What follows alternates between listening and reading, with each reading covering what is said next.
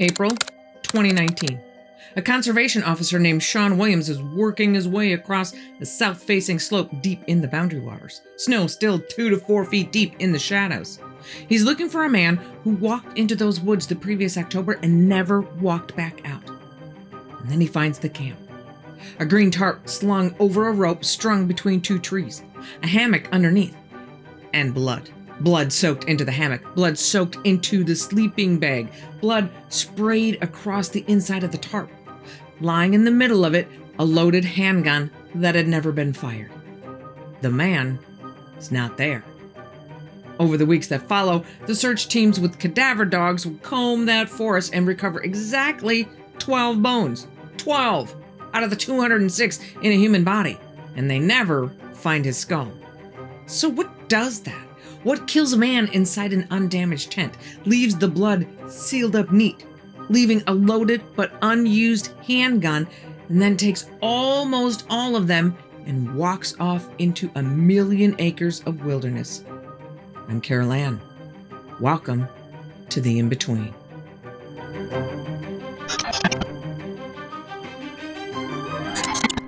His name was Jordan Grider, 29 years old, an experienced outdoorsman who'd spent the better part of a decade living in the woods on purpose, and who went into one of the most unforgiving wildernesses in the lower 48 to spend the winter alone. By choice. And somewhere in those first few days, something happened to him that nobody has ever been able to explain.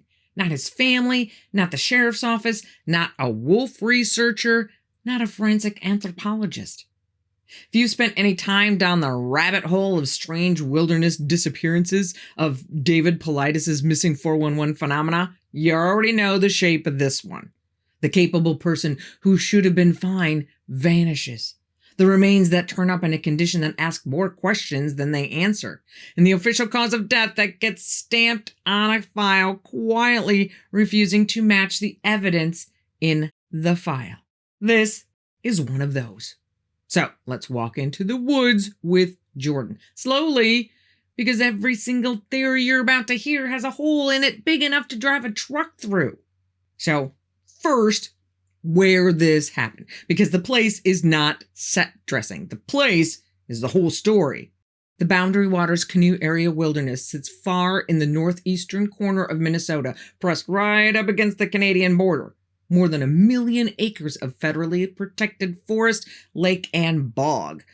Across the border, it joins up with Ontario's Quetico Provincial Park, and together they make roughly 2 million acres of more or less untouched land. Glaciers carved all of it, scraped the rock down to the bone, and left behind a maze of water and ridge and pine that runs to the horizon in every direction. In the summer, it's one of the most beautiful places on the continent and one of the busiest wilderness areas in the country. And then the cold comes. October bleeds into November, the lakes freeze up, the outfitters close, the roads become impassable, and the whole place empties out. The temperature drops well below 0 Fahrenheit and just sits there, sometimes for weeks.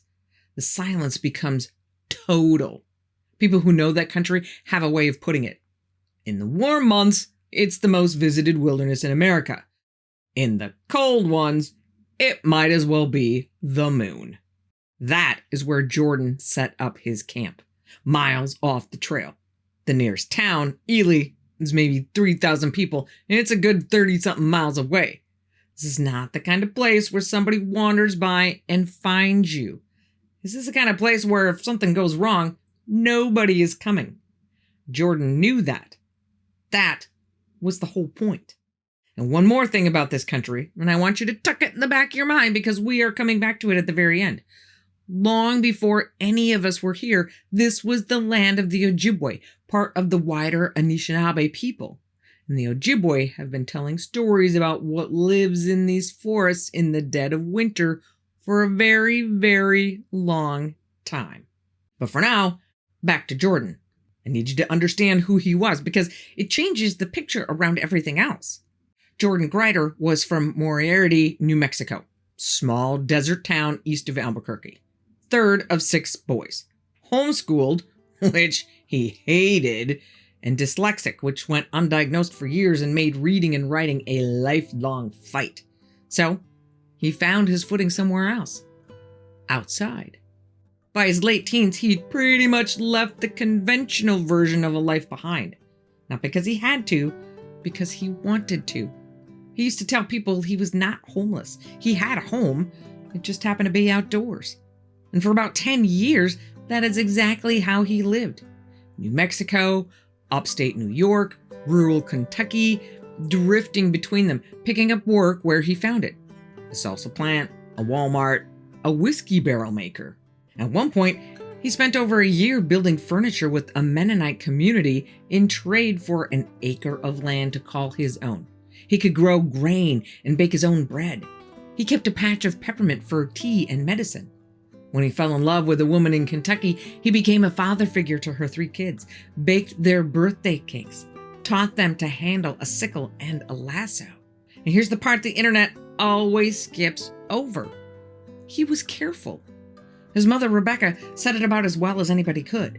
Her son, she said, was both deeply cautious and deeply daring, but only ever daring with the things he had already mastered. He only took the big risk once he knew he could handle it. He carried a whole collection of knives and kept every one of them sharp enough to shave with.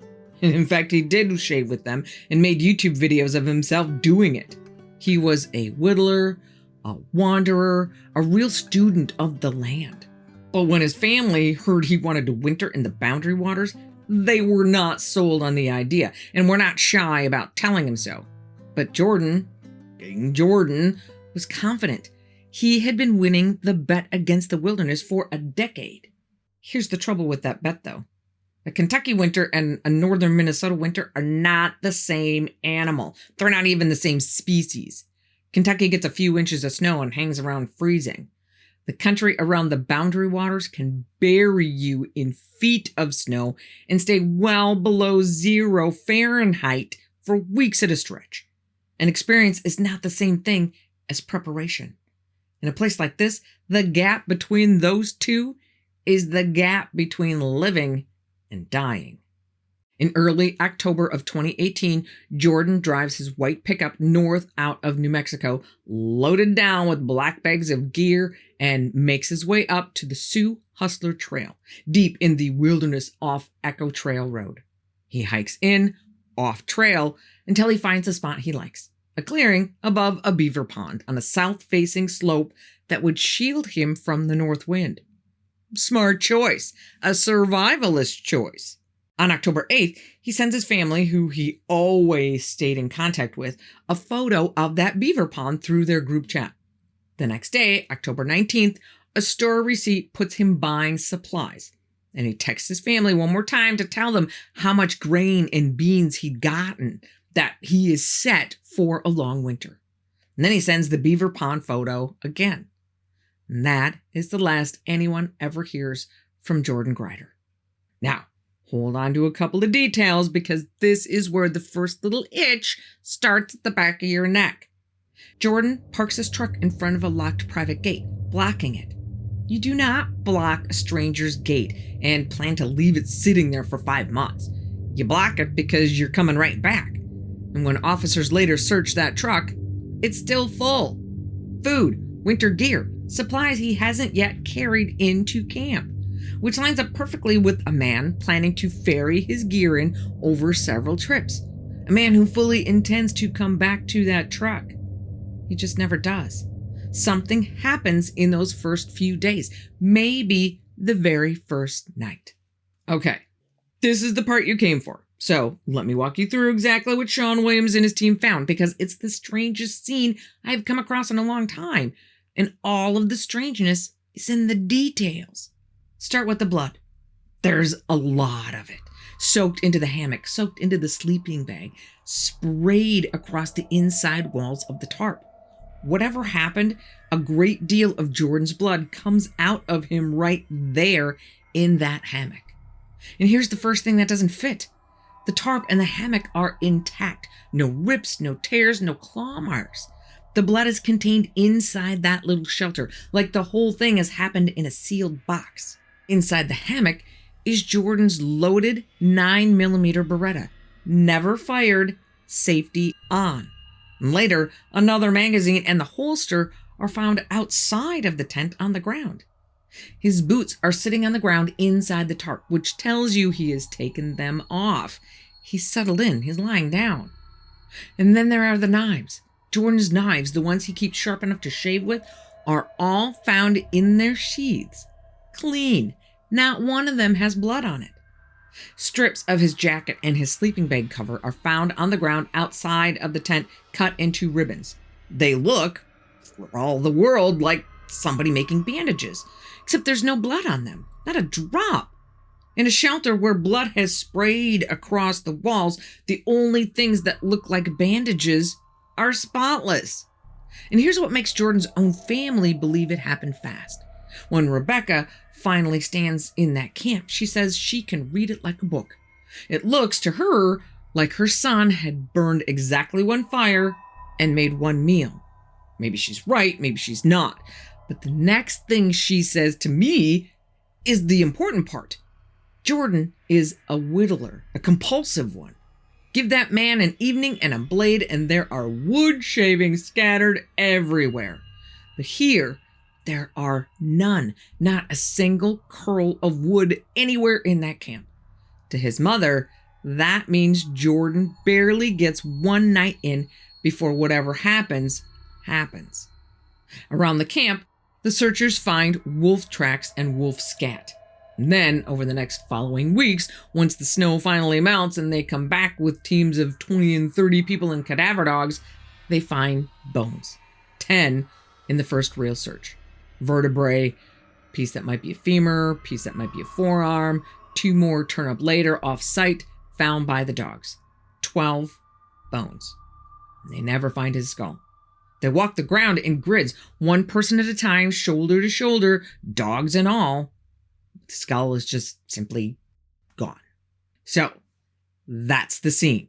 A bloodbath inside an undamaged tent. A gun he never reached for. Knives cleaned and put away. Bandages that were never bloodied. 12 bones out of 206, but no head. And every explanation anybody has ever offered to account for all of that at once, watch how each one fails. Theory 1 is the simplest, and it's the first one investigators chased. That he went out in the wilderness to end his own life. They ruled that one out pretty fast. The gun in the hammock was loaded, but it hadn't been fired. And the safety was on, and they never found any shell casings. Jordan's phone, recovered right there at the scene, told the story of a man who was excited. His last messages were about grain and beans and a long winter ahead. He had just spent his birthday with his brothers, the first time the whole family had been together in years. It just doesn't fit. So cross that one off. Theory 2 is the one Jordan's own mom believes. Wolves. Look, there was absolutely wolves at that camp. The tracks and the scat prove it, and this is gray wolf country. Rebecca Grider is convinced a pack took her son in his sleep that first night. Her words were blunt and heartbreaking. In her telling, the wolves looked at her boy and said, "Lunch." But that idea hits a wall in about 3 seconds. Thomas Gable is a University of Minnesota researcher who has been studying these exact wolves since 2015 as lead on the Voyagers Wolf Project. He read the report on Jordan's death, and he said a wolf attack here would have been, in his words, infinitesimally rare. There are exactly 0 recorded killings of a human by wild wolves in Minnesota going back to the 1800s. None! The one attack anyone can even point to was a teenager named Noah Graham, bitten by a single starving wolf with a deformed jaw, an animal that physically could not feed itself any other way. Gable's read on wolves in general is that they want nothing to do with us. They carry a deep, built-in fear of people learned over a very long time. And then he said the thing that really matters for this case. Wolves, he said, are not neat predators. A real wolf kill is chaos. Blood smeared across a wide area, a whole site torn up and disturbed. Now look back at Jordan's camp. The tarp intact, the hammock intact, the blood contained. That is the exact opposite of a wolf kill. So Gable's conclusion, and the one the evidence pushes you toward, is that the wolves almost certainly did come to that camp, but as scavengers after Jordan was already dead. They explain the missing bones, but they do not explain the death. Theory 3 is the one most of the officials quietly settled on: an accident. Specifically, that Jordan, lying in his hammock, either shaving or whittling with one of those razor-sharp knives, slipped and opened up an artery in his neck. A nicked artery sprays. It would put exactly that kind of blood spray inside that tarp. He would lose consciousness in minutes, and the wolves would do the rest later. Sean Williams, the officer who found the camp, leaned this way himself. He figured Jordan had some kind of accident, cut or stabbed himself somehow, and he noted those strips outside the tent that might have been an attempt at cutting some bandages. Okay, it is the most grounded theory on the table, except for the knives. If you've just opened your own throat by accident, you do not calmly wipe the blade, fold it up, and slide it back in its sheath. You drop it. You grab your neck. You panic. Every one of Jordan's knives was clean and sheathed. And the strips? Well, if he cut those strips to stop the bleeding, the blood already spraying, they would be soaked. But they're spotless. And one more thing that nobody can answer. Why would a man shave lying down in a hammock at all when there was a beaver pond, a natural mirror, a couple of 100 feet away? To make this theory work, Jordan slices his own artery, cleans and sheathes the knife, climbs out of the hammock, calmly cuts strips of fabric, uses none of them, and lies down to die. Is it possible? Sure. Is that the behavior of a man with a severed artery? No. Theory 4, the sheriff's office dismissed almost immediately and barely looked at. Foul play. And I know how it sounds. Murder out there in the middle of 1,000,000 acres. Who would even find him? But slow your roll. Jordan's camp was only about 1.5 miles off of Echo Trail Road, not the far side of the moon. A person who knew those woods, who noticed an out-of-place truck blocking a gate, could have walked in. Now, robbery is out. His wallet, his cash, his gun are all still there. But not all violence is about money. And here is the uncomfortable part. If someone came into that camp and killed Jordan while he slept in that hammock, the scene actually starts to make more sense, not less. The undamaged shelter makes sense. The contained blood makes sense. The clean, sheathed knives make sense because they were never the weapon. The cut strips made earlier for some ordinary reason make sense. The problem is, we'll never know because it was never investigated that way. The knives were never tested for blood. Nobody searched for anyone else's DNA. The belongings went back to the family. The case was worked by conservation officers, not homicide detectives. And the working conclusion was basically a tragic misadventure, an unprepared camper who got in over his head. Maybe that is all it was, but nobody ever really checked. Which brings us to Theory 5, the one that does not appear anywhere in the sheriff's report, but absolutely appears the second you read about this case online. Because the people who go deep on Jordan Grider, the ones who stare at the photos of the clean knives and the empty boots and the bloodless bandages, an awful lot of them land in the same strange place. They say Sasquatch or Dogman, but most of them say Wendigo. Now, the Sasquatch and the Dogman versions run straight into the same wall the wolves did. Something that big and that violent would have wrecked the shelter, and the shelter was pristine. So, set those aside. But the Wendigo is different. And it's different because of what the Wendigo actually is, which is almost nothing like the thing in your head right now. If I say Wendigo, you're probably picturing a towering skeleton with a deer skull and antlers. But that is a modern invention. Movies, video games, horror art. It has very little to do with the actual Anishinaabe accounts. In the traditional Ojibwe stories, the Wendigo is not a creature you stumble across in the woods. It's a transformation.